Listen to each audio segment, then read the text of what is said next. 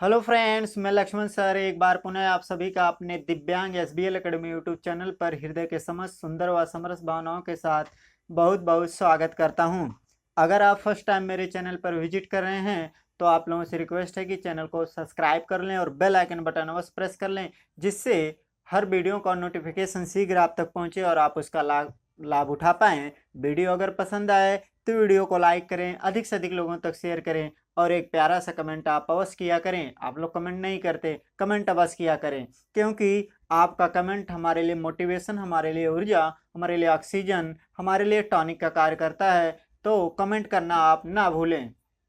आप लोगों ने थंबनेल में देखा ही होगा कि आज हम प्रेजेंट परफेक्ट कॉन्टिन्यूअस टेंस के प्रथम वाक्य को पढ़ने वाले हैं, प्रथम सेंटेंस को देखेंगे। तो आइए सीधे हम अपने लेक्चर की बात करें। देखिए, हमने हेडिंग डलाया है, आज हम टेंस के अंतर्गत कौन सा लेक्चर 14वां लेक्चर पढ़ेंगे। और इसके अंतर्गत हमने आपको हेडिंग डलाया प्रेजेंट परफेक्ट कॉन्टिन्यूअस टेंस, जिसकी हिंदी क्या होती है? वर्तमान, कुछ पूरा, कुछ जारी या पूर्ण काल। देखिए, प्रेजेंट परफेक्ट कॉन्टिन्यूअस टेंस की हिंदी हमने क्या बताया? वर्तमान, कुछ पूरा, कुछ जारी या पूर्ण काल। देखिए, इस प्रेजेंट परफेक्ट कॉन्टिन्यूअस टेंस में ऐसे वाक्य आएंगे, ऐसे वाक्य होंगे जिनमें कोई कार्य या कोई घटना जो घटित होगी वह वर्तमान समय में घटित होगी, लेकिन उसमें कोई कार्य या कोई घटना जो होगा कुछ पूरा होगा, कुछ जारी रहेगा। जी हाँ, कुछ पूरा कुछ जारी रहेगा। वर्तमान समय में कोई भी कार्य, कोई भी घटना घटित होगी, वह कार्य वह घटना कुछ पूरा हो चुका होगा और कुछ जारी रहेगा, यानी आगे अभी और यह कार्य यह घटना चलेगी, ऐसा बोध होगा। जैसे वह 2 घंटे से पढ़ रहा है, वह 2 घंटे से पढ़ रहा है ना, यानी कहने का मतलब कार्य क्या? पढ़ने का कार्य हो रहा है। कितना पूरा हो गया? कितना पूरा हुआ? 2 घंटा। पढ़ने का कार्य 2 घंटा पूरा हो गया, वह 2 घंटे से पढ़ रहा है, यानी अभी और पढ़ेगा। पढ़ने का कार्य अभी कुछ और जारी रहेगा, अभी और आगे बढ़ सकता है। 2 घंटा तो पूरा हो गया पढ़ने का कार्य, अभी क्या 2 घंटे वह और पढ़ेगा। तो इस तरह के वाक्य आएंगे, यानी इनमें समय दिया रहेगा ना। तो अब बात आती है कि कैसे हम किसी हिंदी वाक्य को sorry present perfect continuous tense का साधारण वाक्य मानेंगे। तो इसके लिए हमारे पास पहचान की समझ होनी चाहिए, पहचान का ज्ञान होना चाहिए ना, क्योंकि पहचान से हमें पता चलेगा कि कोई वाक्य क्या है। कोई हिंदी वाक्य प्रेजेंट परफेक्ट कॉन्टिन्यूअस टेंस का साधारण वाक्य है, अफर्मेटिव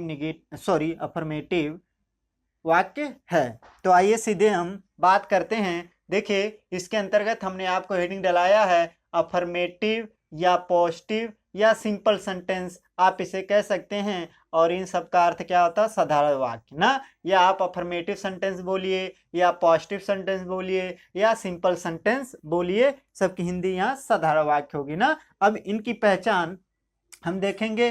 देखिए, पहचान हमने हेडिंग डलाया जिसकी अंग्रेजी आपको विदित है, सिम्पटम होता है। इसके अंतर्गत हमने आपको लिखा है जिस हिंदी वाक्य के क्रिया के अंत में रहा है, रही है, रहे हैं, या ता रहा है, ती रही है, ते रहे हैं आदि शब्द आते हैं। तो आते, देखिए 2 बार आते आते हो गया, आप एक बार लिखना आते हैं, आते हैं। और समय भी दिया रहता है, तो हम जान जाते हैं कि यह वाक्य प्रेजेंट परफेक्ट कॉन्टिन्यूअस टेंस का साधारण वाक्य है। जी हाँ, एक बार आइए और हम पहचान को स्पष्ट करते हैं, क्लियर करते हैं। देखिए, हमने पहचान के अंतर्गत आपको लिखाया है जिस हिंदी वाक्य के क्रिया के अंत में रहा है, रही है, रहे हैं, या ता रहा है, ती रही है, ते रहे हैं और समय भी दिया रहता है। जी हाँ, और समय भी दिया रहता है, तो हम जान जाते हैं कि यह वाक्य प्रेजेंट परफेक्ट कॉन्टिन्यूअस टेंस का साधारण वाक्य है, अफर्मेटिव सेंटेंस है, पॉजिटिव सेंटेंस है या सिंपल सेंटेंस है, इसे आप कह सकते हैं ना। ठीक, तो आशा करते हैं आप पहचान को समझ पाए होंगे। आइए हम आगे चलें। देखिए, नेक्स्ट हेडिंग हमने आपको डला है मुखबिंद। मुखबिंद का पहला पॉइंट क्या कहता है? कहता है यदि हिंदी वाक्य का कर्ता एक वचन यानी सब्जेक्ट क्या सिंगुलर नंबर का हो ना, कर्ता एक वचन हो। एक वचन कर्ता कौन हो सकते हैं? ही, सी, इट, दिस, दैट और नेम, नेम मीन्स नाम, कोई भी हो तो हैज बीन सहायक क्रिया का प्रयोग करते। जी हाँ, जब हम ट्रांसलेट करेंगे, जब हम अनुवाद बनाएंगे, अनुवाद करना हम सीखेंगे, तो हमें हेल्पिंग और हमें सहायक क्रिया की जरूरत पड़ेगी ना। तो अगर हमें हिंदी वाक्य का कर्ता एक वचन का मिलेगा, सब्जेक्ट सिंगुलर नंबर का मिलेगा, तो सिंगुलर नंबर का सब्जेक्ट कौन? ही, सी, इट, दिस, दैट और नेम में से कोई एक मिलेगा, तो उनके साथ हम किसका प्रयोग करेंगे? किस हेल्पिंग वर्ब का, किस सहायक क्रिया का? हैज बीन सहायक क्रिया का प्रयोग करेंगे। जी हाँ, हैज बीन। आइए आगे बढ़े। देखिए दूसरा पॉइंट मुखबिंद का क्या कहता है? यदि हिंदी वाक्य का कर्ता बहुवचन, बहुवचन कर्ता कौन? I, you, we, they, this, those हो तो हैव बीन सहायक क्रिया का प्रयोग करते। जी हाँ, जब हमें हिंदी वाक्य का कर्ता बहुवचन मिले यानी सब्जेक्ट प्लूरल नंबर का मिले, बहुवचन का मिले, बहुवचन कर्ता कौन? I, you, we, they, this, those में से कोई एक कर्ता मिलेगा, ये बहुवचन प्लूरल नंबर के सब्जेक्ट होते हैं ना, तिनके साथ किस हेल्पिंग वर्ब का प्रयोग करना, किस सहायक क्रिया का प्रयोग करना? हैव बीन सहायक क्रिया का प्रयोग करना। जी हाँ, एक वचन कर्ता यानी सिंगुलर नंबर सब्जेक्ट तो हैज बीन सहायक क्रिया का, हैज बीन हेल्पिंग वर्ब का प्रयोग करेंगे। बहुवचन कर्ता यानी प्लूरल नंबर सब्जेक्ट अगर मिलेगा तो उसके साथ किस हेल्पिंग वर्ब, किस सहायक क्रिया का प्रयोग करेंगे? हैव बीन सहायक क्रिया का प्रयोग करेंगे। जी हाँ, तो आइए अब आगे चलें। देखिए नेक्स्ट हेडिंग हमने आपको डाला है नियम यानी रूल। रूल को ही फॉलो करते हुए, रूल के ही अनुसार हम क्या ट्रांसलेट करते हैं, अनुवाद बनाते हैं, तो रूल को भी जानना जरूरी है। तो आइए देखते हैं। देखिए रूल का, नियम का पहला पॉइंट कहता है सबसे पहले कर्ता को लिखेंगे। हिंदी वाक्य में सबसे पहले कर्ता को ढूंढेंगे और सबसे पहले कर्ता को लिख देंगे। दूसरा पॉइंट कहता है कर्ता के अनुसार सहायक क्रिया को लिखते। कर्ता के अनुसार देखेंगे कि कर्ता एक वचन है या कर्ता बहुवचन, उसी के अनुसार हेल्पिंग वर्ब सहायक क्रिया का प्रयोग करेंगे, हैज बीन या हैव बीन का प्रयोग। तीसरा पॉइंट क्या कहता? मुख्य क्रिया के प्रथम रूप में यानी मेन वर्ब का फर्स्ट फॉर्म, यानी मुख्य क्रिया के प्रथम रूप में आईएनजी जोड़कर लिखते। जी हाँ, मुख्य क्रिया मेन वर्ब का जो प्रथम रूप होगा, फर्स्ट रूप होगा, उसमें आईएनजी जोड़कर लिखेंगे। और नेक्स्ट कहता कर्म को लिखते हैं। पांचवा कहता अगर समय निश्चित है तो, समय निश्चित है तो सिंस का, और समय अनिश्चित है तो फार का प्रयोग करते हैं। समय निश्चित है तो सिंस का, समय अनिश्चित है तो फार का प्रयोग करेंगे। और छठा कहता अन्य को लिखते हैं, और अन्य अंत में वही समय बचता है जो समय निश्चित, जो समय दिया रहता है ना, अंत में उसे लिखते हैं। और कुछ और भी आ सकता है। तो आशा करते हैं आप नियम, पहचान और मुख्य बिंदु को भली भांति समझ पाए होंगे। आप इनका स्क्रीनशॉट ले लें। आइए आगे चले। देखिए हमने आपको हेडिंग डलाया है स्ट्रक्चर या फार्मूला। क्या स्ट्रक्चर या फार्मूला? देखिए जो रूल होता है, जो नियम होता है, नियम का ही शार्ट रूप क्या स्ट्रक्चर या फार्मूला होता है ना। तो आइए हम स्ट्रक्चर या फार्मूला को देख लें। देखिए फार्मूला के अनुसार सबसे पहले कैसे लिखेंगे? सब्जेक्ट को लिखेंगे। और नियम भी यही लिखित रूप में होता है कि क्या करते हैं, विस्तार रूप और लिखित रूप में होता है ना नियम। तो देखिए वह भी कहता है सबसे पहले कर्ता को लिखते हैं। सबसे पहले कर्ता को हमने यहाँ भी लिखा। इसके बाद किसे लिखेंगे? हेल्पिंग वर्ब यानी सहायक क्रिया को लिखेंगे। लेकिन सहायक क्रिया किसके अनुसार? कर्ता के अनुसार, कि कर्ता एक वचन की बहुवचन। इसके बाद मुख्य क्रिया के पहले रूप में आईएनजी जोड़कर लिखेंगे। इसके बाद नेक्स्ट पॉइंट कहता ऑब्जेक्ट यानी कर्म को लिखते हैं। इसके बाद सिंस या फार का प्रयोग करेंगे, लेकिन किसके अनुसार? समय निश्चित या अनिश्चित होगा उसके अनुसार हम, समय निश्चित तो सिंस, अनिश्चित है तो फार का प्रयोग। इसके बाद अदर को लिखते हैं। जी हाँ, आशा करते हैं आप स्ट्रक्चर को भी समझ पाए होंगे। तो अब बात आती है अनुवाद बनाने की, ट्रांसलेट करने की। हम कैसे ट्रांसलेट करेंगे किसी हिंदी वाक्य का? तो आइए सीधे हम आपको अब सिखाएंगे कि किस तरह से ट्रांसलेट करना है। तो आइए सीधे हम एग्जाम्पल पर चलते हैं। देखिए एग्जाम्पल, पहला एग्जाम्पल दिया, वह 2 घंटे से पुस्तक पढ़ रहा है। जी हाँ, वह 2 घंटे से पुस्तक पढ़ रहा है। ये क्या है? एक हिंदी वाक्य है। इस हिंदी वाक्य को कैसे हम माने, कैसे हम जाने कि वास्तव में जो हिंदी वाक्य दिया गया, यह हिंदी वाक्य प्रेजेंट परफेक्ट कंटिन्यूअस टेंस का साधारण वाक्य है ना। तो आइए सीधे हम पहचान से पता करते हैं कि यह है प्रेजेंट परफेक्ट कंटिन्यूअस टेंस का साधारण वाक्य या नहीं। तो आइए सीधे पहचान पर चलते हैं। देखिए पहचान के अंतर्गत हमने आपको लिखाया है, जिस हिंदी वाक्य के क्रिया के अंत में रहा है, रही है, रहे हैं, ता रहा है, ती रही है, ते रहे हैं आदि आदि शब्द दिया रहता है और समय भी दिया रहता है, तो हम जान जाते हैं कि यह वाक्य प्रेजेंट परफेक्ट कंटिन्यूअस टेंस का कौन सा वाक्य है? साधारण वाक्य है। जी हाँ, अफर्मेटिव सेंटेंस है, पॉजिटिव सेंटेंस या सिंपल सेंटेंस है। तो देखिए इस हिंदी वाक्य के क्रिया को हम ढूंढेंगे। क्रिया क्या है? पढ़ना। पढ़ना लिखना एक क्या? एक वर्ब है, एक क्रिया है और इसके अंत में रहा है शब्द है। तो इससे हमें विदित हुआ कि जो हिंदी वाक्य दिया गया है यह हिंदी वाक्य प्रेजेंट परफेक्ट कंटिन्यूअस टेंस का साधारण वाक्य है, अफर्मेटिव सेंटेंस है। तो पहचान के अनुसार यह सही है। आइए अब इसका हम ट्रांसलेट करें। ट्रांसलेट करने के लिए नियम पर जाएंगे या स्ट्रक्चर या नियम के अनुसार हम क्या करेंगे? ट्रांसलेट बनाएंगे। तो देखिए नियम रूल का पहला पॉइंट क्या कहता है? सबसे पहले कर्ता को लिखते हैं। कर्ता यहाँ कौन? वह की अंग्रेजी क्या होती है? ही। तो हम ही को लिख देंगे। तो हमने ही को लिख दिया। अब दूसरा पॉइंट क्या कहता है नियम का? यही कहता है कि कर्ता के अनुसार सहायक क्रिया को लिखेंगे। देखिए कर्ता एक वचन या कर्ता बहुवचन। अब बताइए ही यहाँ कर्ता है, अब बताइए ही एक वचन कर्ता की बहुवचन? एक वचन कर्ता ना, एक वचन का सब्जेक्ट है, सिंगुलर नंबर सब्जेक्ट है ना, क्योंकि मुख्य बिंदु के पहले पॉइंट में ही हमने आपको लिखाया है कि यदि हिंदी वाक्य का कर्ता एक वचन ही, सी, इट, दिस, दैट और नेम क्या होते हैं? एक वचन कर्ता। तो एक वचन कर्ता के साथ किस सहायक क्रिया का प्रयोग? किस हेल्पिंग वर्ब? Has been. तो यहाँ पर हैज बीन हम लिख देंगे। तो हमने हैज बीन भी लिख दिया। ठीक। नेक्स्ट पॉइंट, नियम का तीसरा पॉइंट क्या कहता है? यही कहता मेन वर्ग के मुख्य क्रिया के पहले रूप में आईएनजी जोड़कर लिखते हैं। देखिए मुख्य क्रिया कौन है? पढ़ना। पढ़ना की अंग्रेजी क्या होती है? रीड। इसमें क्या जोड़ देना? आईएनजी। तो क्या हो जाएगा? रीडिंग। ठीक। अब नेक्स्ट पॉइंट नियम का क्या कहता है? चौथा पॉइंट नियम का क्या कहता है? यही कहता कि कर्म को लिखते हैं। कर्म कौन होगा? पुस्तक। जब आप पुस्तक को पढ़ेंगे तो वह आपका कर्म होगा। तो क्या हो जाएगा? Reading the book. ठीक। नेक्स्ट पॉइंट क्या कहता है? नियम का पांचवा पॉइंट क्या कहता है? यही कहता है अगर समय निश्चित है तो सिंस का, अगर समय अनिश्चित है तो फार का प्रयोग करेंगे। अब देखेंगे यहाँ समय दिया है कि नहीं दिया? 2 घंटे से, 2 घंटे से ना। अब 2 घंटा निश्चित है कि अनिश्चित? देखिए ये 2 घंटा अनिश्चित है क्योंकि हमें स्पष्ट नहीं हो पा रहा कि कितने बजे से ना। अगर यहाँ बजना देता कि 2 बजे से, 3 बजे से या 4 बजे से, या यह कहता सुबह से या दोपहर से या शाम से, तब भी हम समझते कि वास्तव में यह कब से पढ़ रहा है ना। तो समय यहाँ निश्चित हो जाता कि कितने बजे से वह पढ़ रहा है। अगर यहाँ देता कि 2 बजे से, 3 बजे से, 5 बजे से या सुबह से या शाम से या दोपहर से, तो यह निश्चित समय होता। लेकिन यह निश्चित समय नहीं है। 2 घंटे। कब से? कब से 2 घंटे ना। तो स्पष्ट यहाँ समय नहीं है।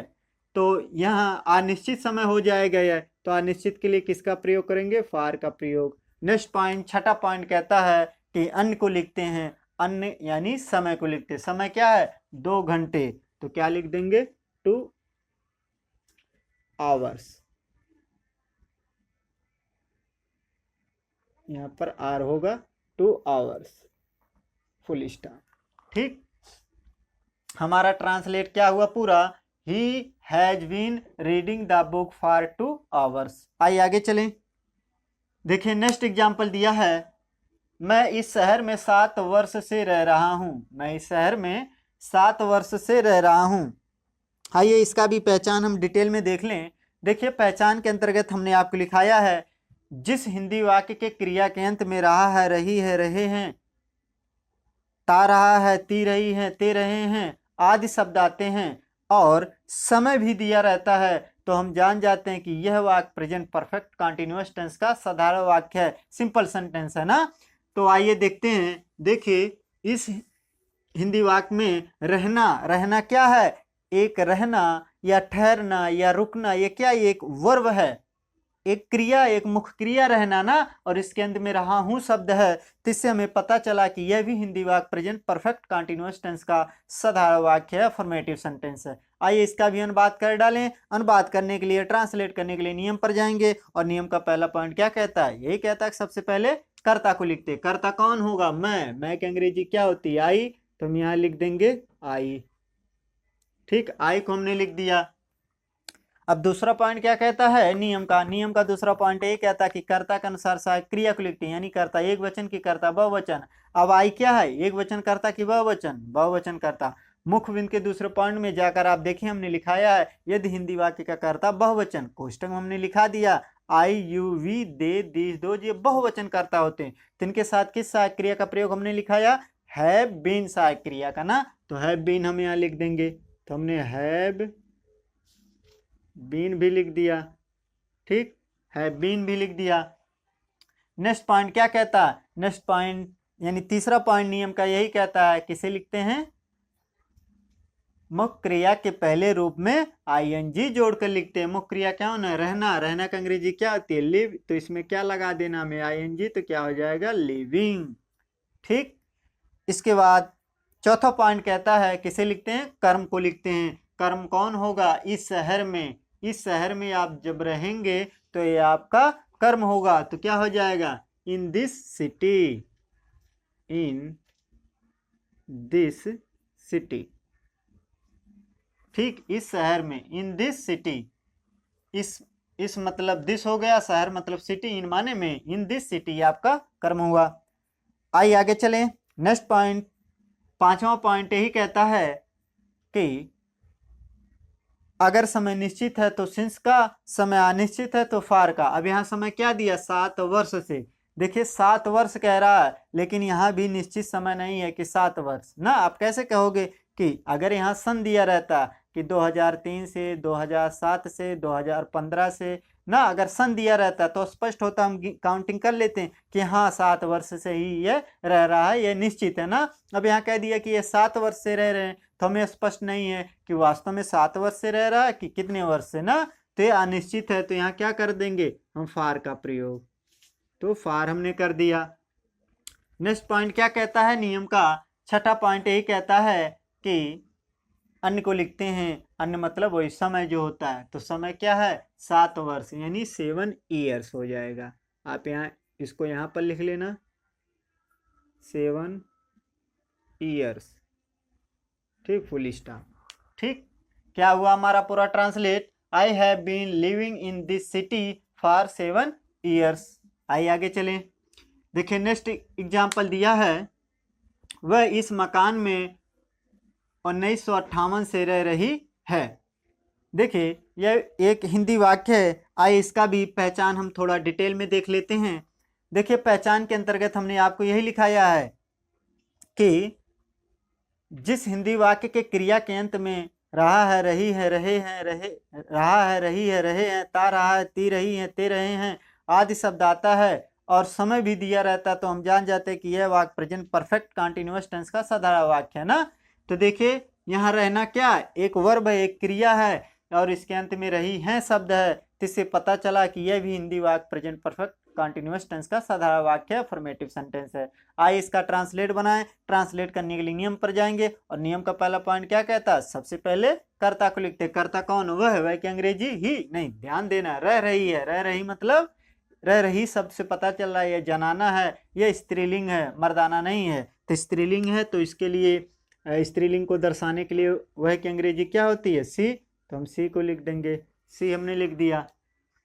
ठीक, दूसरा पॉइंट, नियम का दूसरा पॉइंट क्या कहता है? कर्ता के अनुसार सहायक क्रिया को लिखते। कर्ता कौन है? सी। तो सी एक वचन कर्ता की बहुवचन? एक वचन कर्ता। मुख्य बिंदु के पहले पॉइंट में हमने लिखा है ही, सी, इट, दिस, दैट, नाम एक वचन कर्ता होते। तो एक वचन कर्ता किस सहायक क्रिया का प्रयोग? Has been. तो हैज बीन को हम लिख देंगे। तो हमने हैज बीन को लिख दिया। ठीक, नेक्स्ट पॉइंट, तीसरा पॉइंट क्या कहता है? नियम का यही कहता है मेन वर्ब के मुख्य क्रिया के प्रथम रूप में आईएनजी जोड़कर लिखते हैं। मुख्य क्रिया कौन है? रहना। रहना मुख्य क्रिया है। रहना का अंग्रेजी अभी आपने लिखा लिव होता है, इसमें क्या लगा देना? आईएनजी। तो क्या हो जाएगा? लिविंग। ठीक, आइए आगे चले। नेक्स्ट पॉइंट कहता है कि कर्म को लिखते हैं। कर्म कौन होगा? नेक्स्ट पॉइंट यही कहता, नियम का कर्म को लिखते हैं। कर्म कौन होगा? जब आप इस मकान में रहेंगे तो क्या हो जाएगा? इन this house, in this house, in this house. Next point क्या कहता है कि समय निश्चित है, तो सिंस का नियम का यही नेक्स्ट पॉइंट कहता है ना, पांचवा पॉइंट यही कहता है, समय निश्चित है तो सिंस, समय अनिश्चित है तो फार का प्रयोग करते हैं। जी हाँ, समय निश्चित तो सिंस, समय अनिश्चित है तो फार का प्रयोग। अब देखिए 1958 एक सन दिया है ना, ये देखिए ईयर स्पष्ट है, सन दे दिया ना, तो हमें यहाँ से हम गिनती कर लेंगे कि यह 1958 से रह रही है, तो इसे कितना वर्ष हुआ ना अब तक कितना वर्ष हुआ, तो ये एक निश्चित समय है ना। अगर सन दे दे तो निश्चित, अगर ऐसे कर दे 2 साल से 3 साल से 7 वर्ष से 8 साल से रह रही, तो ये निश्चित नहीं होगा, लेकिन अगर सन दे दे तो निश्चित होगा। अब 1958 से वह रह रही है, तो आज कितना वर्ष हुआ हम काउंटिंग करके बता सकते हैं ना, तो समय निश्चित है तो यहाँ किसका प्रयोग कर देंगे? सिंस। तो सिंस को हमने लिख दिया, सिंस लिख दिया। नेक्स्ट पॉइंट कहता है, छठा पॉइंट कहता है नियम का कि किसे लिखते हैं? अन्य को लिखते हैं। अन्य कौन है? 1958 ना, तो यह समय है तो इसको लिख देंगे 1958 को, और यहाँ फुल स्टॉप कर देंगे। ठीक, आप फुल स्टॉप कर लेना। ठीक, क्या हुआ हमारा ट्रांसलेट? हमारा ट्रांसलेट कंप्लीट हुआ। She has been living in this house since 1958। आइए आगे चलें। देखिए चौथा एग्जाम्पल दिया, वह लड़का सुबह से रोता रहा है। देखिए पहचान के अनुसार क्रिया के अंत में क्या होना चाहिए? मुख्य क्रिया के अंत में रहा है, रही है, रहे हैं, ता रहा है, ती रही है, ते रहे हैं आदि सब शब्द होने चाहिए, और समय भी होना चाहिए ना। समय अगर दिया है तो हम मानेंगे कि यह वाक्य क्या है? प्रेजेंट परफेक्ट कंटिन्यूअस टेंस का साधारण वाक्य है। देखिए यहाँ रोना धोना क्या है? रोना धोना क्या? एक वर्ब है, एक क्रिया है ना, और इसके अंत में देखिए ता रहा है शब्द है, हमने कहा ता रहा, ती रही, ते रहे शब्द भी आ सकते हैं। देखिए रोना क्या? एक वर्ब है, एक क्रिया, इसके अंत में ता रहा है शब्द है, तो इससे विदित हुआ कि यह भी हिंदी वाक्य प्रेजेंट परफेक्ट कंटिन्यूअस टेंस का कौन सा वाक्य है? कौन सा वाक्य है? प्रेजेंट परफेक्ट कंटिन्यूअस टेंस का साधारण वाक्य है, पॉजिटिव, सिंपल या अफर्मेटिव भी आप कह सकते हैं। तो आइए इसका ट्रांसलेट करें। ट्रांसलेट करने के लिए हम नियम पर जाएंगे। तो नियम का पहला पॉइंट क्या कहता है? सबसे पहले कर्ता को लिखते हैं। कर्ता क्या होगा? वह लड़का। देखिए वह की अंग्रेजी, वह लड़का की अंग्रेजी क्या हो जाएगा? That boy. ठीक, तो हमने लिख दिया दैट बॉय। वह लड़का की अंग्रेजी दैट बॉय हो गया। अब नेक्स्ट पॉइंट क्या कहता है? दूसरा पॉइंट नियम का ये कहता है, कर्ता के अनुसार सहायक क्रिया को लिखते हैं। कर्ता कौन है? That boy. दैट बॉय मतलब वह लड़का। एक लड़के की बात हो रही ना, एक लड़के की तरफ यह संकेत कर रहा है कि एक ही लड़का ना, तो एक लड़का है, तो यानी सब्जेक्ट यानी कर्ता एक वचन, एक वचन कर्ता, तो किस सहायक क्रिया का प्रयोग? हैज बीन सहायक क्रिया का प्रयोग। तो हैज बीन को हम लिख देंगे। ठीक, हैज बीन को हमने लिख दिया।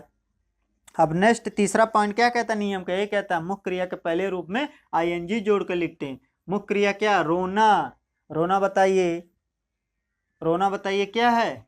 मुख्य क्रिया है ना, मुख्य क्रिया। मुख्य क्रिया के पहले रूप में आईएनजी जोड़ना, तो रोना का अंग्रेजी क्या होती है? वीप। इसमें क्या लगा देना? आईएनजी, तो क्या हो जाएगा? Weeping. WEEPING, weeping. Next point कहता है नियम का कि कर्म को लिखते हैं। कर्म क्या हो जाएगा? यही आपका रोना धोना आपका कर्म होगा। ठीक, नेक्स्ट पॉइंट इसके बाद नियम का क्या कहता है? समय निश्चित तो सिंस, समय अनिश्चित है तो फार का प्रयोग करेंगे। अब यहाँ समय दिया क्या? सुबह से। अब बताइए सुबह निश्चित है कि नहीं? हाँ, सुबह निश्चित है। जैसे सुबह दे दिए तब भी आप जान जाएंगे हाँ इतना घंटा हो गया इसे रोते हुए, या इतना घंटा काम करते हुए। दोपहर दे दे, शाम को शाम कहे, रात में कहे ना, ये सब क्या निश्चित है ना, तो यहाँ किसका प्रयोग करेंगे? सिंस का प्रयोग, तो हो जाएगा सिंस। समय निश्चित है तो सिंस का ना। नेक्स्ट पॉइंट क्या कहता है? अदर को लिखते हैं, यानी अन्य को, यानी वही जो समय बचता वही अदर में आ जाता, अन्य में आ जाता, तो सुबह अन्य हो जाएगा। सुबह की अंग्रेजी क्या होती? Since morning. Since morning full stop. क्या हुआ? ट्रांसलेट कंप्लीट हमारा। That boy has been weeping since morning. आइए आगे चलें। देखिए नेक्स्ट एग्जांपल दिया, हम 2 घंटे से इस पत्र को पढ़ते रहे हैं। देखिए पहचान के अनुसार इस हिंदी वाक्य कि क्रिया कहाँ है। देखिए पढ़ना, पढ़ना क्या है, एक वर्ब है, एक क्रिया है। और इसके अंत में देखिए ते रहे हैं शब्द दिया है ना, ते रहे शब्द भी दिया है इस मुख्य क्रिया के अंत में। और समय भी दिया है, समय भी देना चाहिए। देखिए 2 घंटे समय भी दिया है ना, तो इससे में विदित हुआ कि यह भी हिंदी वाक्य प्रेजेंट परफेक्ट कंटिन्यूअस टेंस का साधारण वाक्य है ना। आइए इसका भी हम ट्रांसलेट करें, अनुवाद बनाएं। अनुवाद बनाने के लिए नियम पर जाएंगे, रूल पर जाएंगे, रूल को फॉलो करते हैं हम इसका भी अनुवाद बना डालें। तो देखिए नियम का पहला पॉइंट क्या कहता है, यही कहता है कि सबसे पहले किसे लिखते हैं, कर्ता को लिखते हैं। कर्ता कौन है, हम की अंग्रेजी क्या होती है, वी, तो हम वी को लिख देंगे, तो हमने वी को लिख दिया। दूसरा पॉइंट क्या कहता है नियम का, यही कहता है कि कर्ता के अनुसार सहायक क्रिया को लिखेंगे। अब देखिए कर्ता एक वचन की बहुवचन, अब बताइए वी क्या एक वचन कर्ता की बहुवचन, बहुवचन कर्ता। मुख्य बिंदु के दूसरे पॉइंट में ही हमने लिखा है कि आई यू वी दे दीज दो ये बहुवचन करता होते हैं, यानी वी बहुवचन करता है, तो इसके साथ किस सहायक क्रिया का प्रयोग, हैव बीन, तो हैव बीन को हम लिख देंगे, तो हमने हैव बीन भी लिख दिया। तो यहाँ पर हम हैव बीन को हमने लिख दिया। नेक्स्ट पॉइंट क्या कहता है नियम का, तीसरा पॉइंट यही कहता है नियम का कि क्या करते हैं, मुख्य क्रिया के पहले रूप में आईएनजी जोड़कर लिखते हैं। मुख्य क्रिया क्या, पढ़ना, पढ़ना का अंग्रेजी क्या होती है, रीड, तो हम क्या जोड़ देंगे इसमें, आईएनजी, तो क्या हो जाएगा, रीडिंग। इसके बाद चौथा पॉइंट क्या कहता है कि कर्म को लिखते हैं। कर्म कौन होगा, इस पत्र को आप जब पढ़ेंगे वह आपका कर्म होगा, तो क्या हो जाए, reading this letter, this letter, ये आपका कर्म होगा, जब आप पत्र पढ़ेंगे वह आपका कर्म होगा। नेक्स्ट पॉइंट, पांचवा पॉइंट ये कहता है नियम का कि समय निश्चित तो सिंस, समय अनिश्चित तो फार का प्रयोग करते हैं। अब समय क्या, 2 घंटे, देखिए 2 घंटा है ना, तो निश्चित नहीं है कि वह कब से पढ़ रहा है, कितने बजे से पढ़ रहा है ना। यहाँ बजना देता तो निश्चित होता, लेकिन यह अनिश्चित है 2 घंटे, तो फार का प्रयोग कर देंगे, ठीक। और छठा पॉइंट क्या कहता है, किसे लिखते हैं, अन्य को लिखते हैं, अदर को लिखते हैं। अदर में कौन बचा, 2 घंटे, तो 2 घंटे की अंग्रेजी क्या हो जाएगी, 2 आवर्स, 2 आवर्स फुल स्टॉप। क्या हुआ हमारा translate, we have been reading this letter for 2 hours. आइए आगे चले। देखिए नेक्स्ट एग्जांपल दिया, मैं यह पुस्तक सोमवार से पढ़ता रहा हूं। देखिए पहचान के अनुसार सबसे पहले हम क्रिया को ढूंढें। देखिए पढ़ना क्या है, एक क्रिया है, एक वर्ब है, और इसके अंत में रहा हूं शब्द है, और इसमें सोमवार क्या, ये समय भी दे दिया है ना, दिन क्या, एक समय भी दिया है। तो इससे हमें पता चला कि जो हिंदी वाक्य दिया गया यह भी हिंदी वाक्य प्रेजेंट परफेक्ट कॉन्टिन्यूअस टेंस का साधारण वाक्य है ना। आइए इसका भी ट्रांसलेट करें। ट्रांसलेट करने के लिए हम नियम पर जाएंगे, और नियम का पहला पॉइंट क्या कहता है, ये कहता है सबसे पहले सब्जेक्ट को लिखते हैं, कर्ता को। कर्ता कौन है, मैं की अंग्रेजी क्या होती है, आई, तो हमने आई को लिख दिया, ठीक। अब दूसरा पॉइंट क्या कहता है नियम का, ये कहता है कि कर्ता के अनुसार सहायक क्रिया को लिखते हैं। अब कर्ता एक वचन की बहुवचन, बताइए आई एक वचन कर्ता की बहुवचन, बहुवचन कर्ता। मुख्य बिंदु के दूसरे पॉइंट में हमने लिखा है हिंदी वाक्य कर्ता बहुवचन, I you we they these those, ये बहुवचन कर्ता होते हैं। बहुवचन कर्ता के साथ किस सहायक क्रिया का प्रयोग हमने लिखाया है, हैव बीन, तो हैव बीन को हम लिख देंगे, तो हमने हैव बीन लिख दिया, ठीक।